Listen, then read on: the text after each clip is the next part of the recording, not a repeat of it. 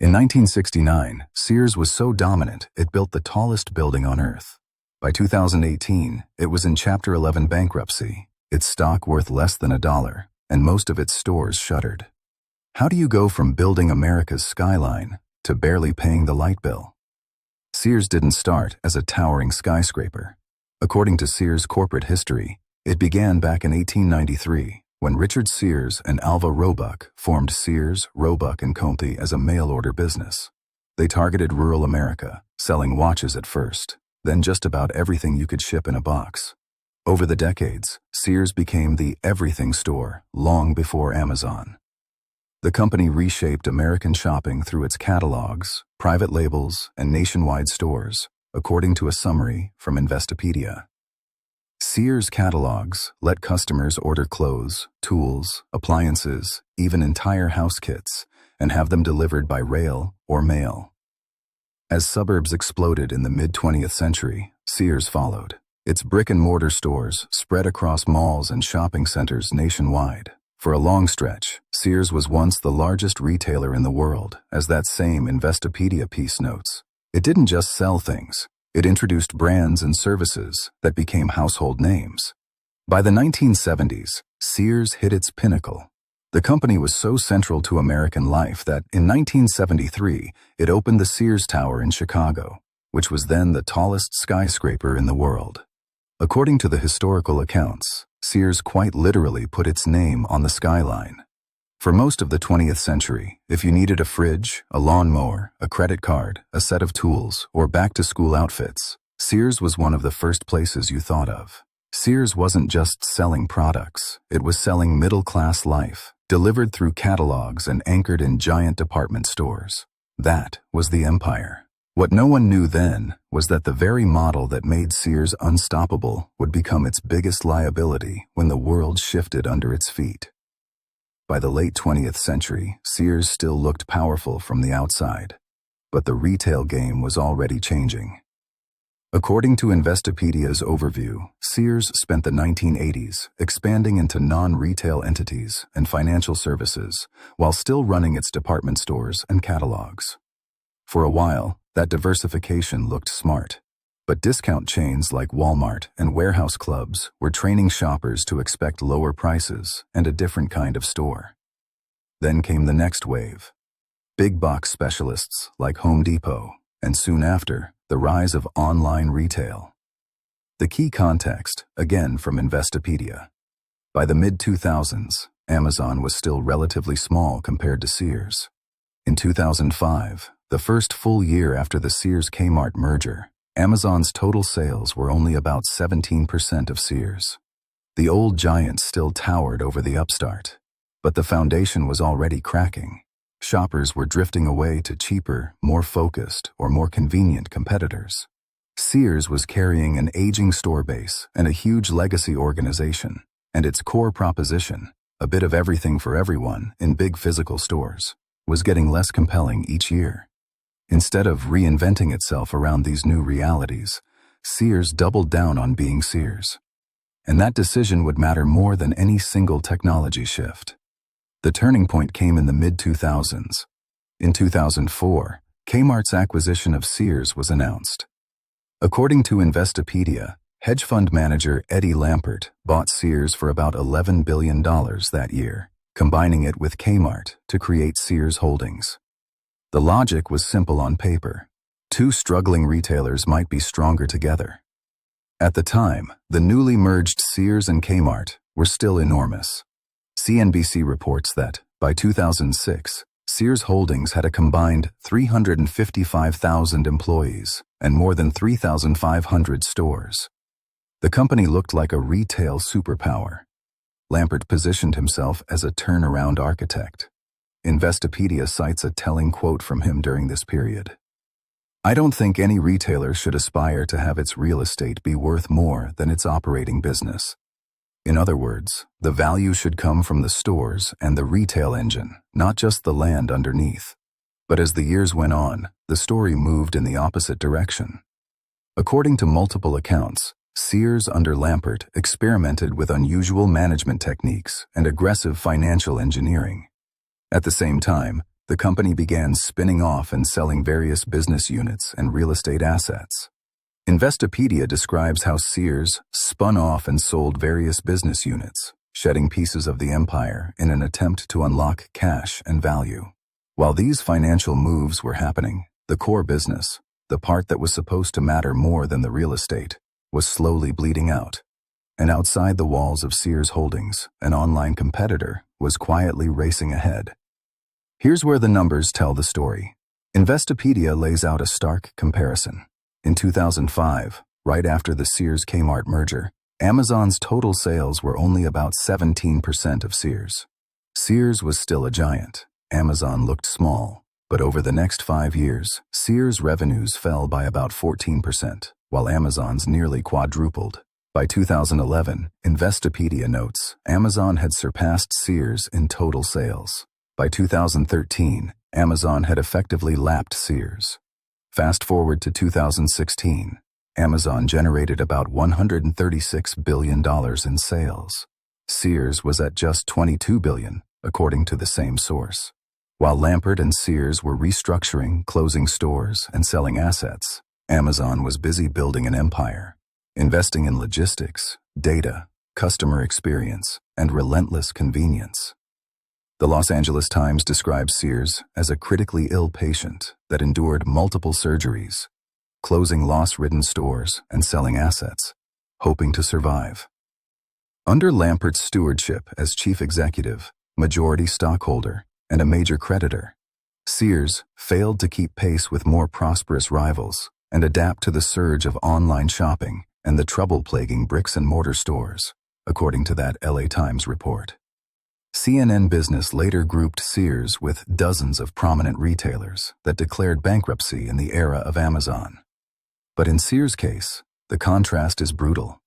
The company that once defined mail-order retail got out-innovated at its own game, convenience and reach, by a digital mail-order giant. This wasn't just a story of technology, it was a story of choices, who invested in the future and who tried to cut their way to survival. On the surface, Sears still looked big well into the 2000s. Underneath, the scale was shrinking fast. CNBC reports that in 2006, Sears and Kmart together had more than 3,500 stores and about 355,000 employees. Fast forward just over a decade. By the beginning of 2018, that workforce had fallen to less than 90,000 across fewer than 900 shops. That's roughly 3/4 of the stores and employees gone in about 12 years. The stock chart tells the same story. According to CNBC, Sears Holdings' share price was once close to $200 a share in April 2007. By September 2018, it had fallen below $1 a share. The company was effectively a penny stock. To keep the lights on, Sears repeatedly closed loss-ridden stores and other assets, as the Los Angeles Times describes it, shedding pieces of itself in hopes of staving off bankruptcy. Each round of closures bought time, but also made the remaining business smaller and less relevant. Investopedia notes that Sears Holdings' stock was eventually delisted from NASDAQ in 2018, another symbolic fall from grace for what used to be America's retail king. Sears' decline wasn't a sudden crash. It was a long, controlled descent.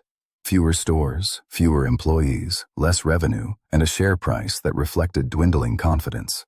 By the time the final financial deadlines arrived, there just wasn't much cushion left. In October 2018, the slow decline finally hit a wall. On October 15, 2018, Sears Holdings filed for Chapter 11 bankruptcy. CNN Business reports that the company, then about 132 years old, had been struggling for years and was drowning in debt. The final trigger, according to CNN, was a $134 million debt payment due that Monday, which Sears could not afford. Investopedia adds key financial details.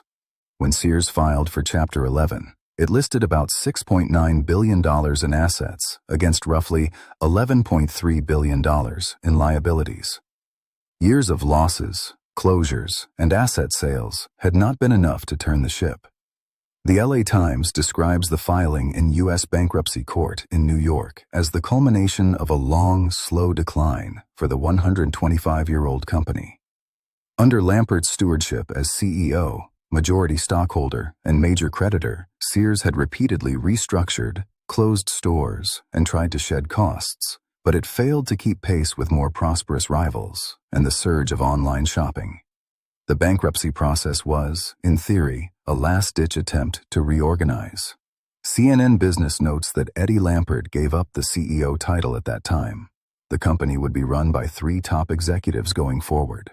Lampert stated that, while they had made progress, the plan had not delivered the desired results, and he argued that bankruptcy would allow Sears to shed debt and costs to become a profitable and more competitive retailer. Behind the courtroom language was a simple reality. Millions of square feet of retail space, once filled with shoppers and staff, were now liabilities more than assets. The model that had built an empire could no longer pay its own bills. Bankruptcy wasn't quite the end of Sears, but what survived was only a shadow of the old empire. According to CNBC, after Sears filed for bankruptcy in October 2018, its chairman, Eddie Lampert, submitted a bid in late December in an effort to buy the retailer and keep it alive, according to people familiar with the situation. If successful, CNBC reported, Lampert could save Sears from liquidation. Subsequent reports, including coverage cited on Wikipedia from the Wall Street Journal and the Los Angeles Times, describe how Lampert ultimately prevailed in a bankruptcy auction, and a judge approved a plan for Sears to continue operating under a new structure. But even with that outcome, the Sears that emerged was drastically smaller, with a fraction of its former store base and workforce. Investopedia notes that after years of closures and failed turnaround attempts, Lampert stepped back from day-to-day operations as Sears began restructuring, marking the fall of a retail icon. At that point, the story of Sears as America's all-purpose department store was effectively over. What remained was a set of surviving stores, brands, and real estate. Pieces of a bygone giant trying to hang on in a world that had largely moved on. For shoppers, it was jarring. The company that had once brought the modern marketplace into every home, first by mail, then by mall, was now just another cautionary tale in the age of Amazon. So, who killed Sears? CNN Business bluntly titled one of its pieces, "Decades of Bad Decisions Doomed Sears," and highlighted that hedge funds have killed Sears and many other retailers.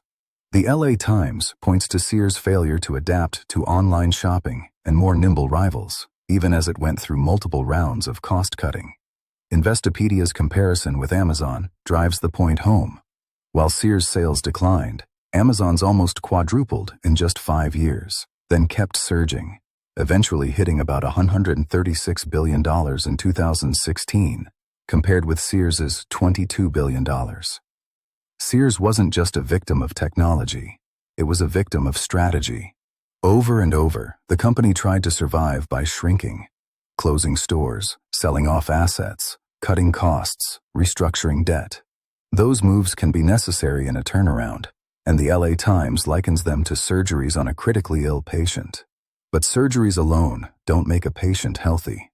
What Sears never truly did, according to these accounts, was successfully reinvent its core value to customers in a digital age. While Amazon invested heavily in logistics, data, and customer experience, Sears was, as Investopedia describes, spinning off business units and watching revenues fall. The lesson for your money is this: you can't cost-cut your way into a new future. Whether it's a company or your personal finances, survival tactics, selling assets, paying down debt, cutting back, are only half the battle. The other half is building something that actually grows. Sears spent years protecting and dismantling the past, instead of fully committing to the business it needed to become. Sears shows that shrinking to survive is not the same as evolving to win. You can sell assets, cut costs, and buy time. But if you don't invest in a new, relevant value for the future, whether in a business or your own financial life, you're just managing a slow decline. Think about your own money the way Sears should have thought about its business. Where are you just cutting back? And where are you actually investing in your future earning power? Subscribe for more money autopsies, and in the comments, tell us, what's one area where you're going to stop just shrinking to survive and start deliberately building something that can grow?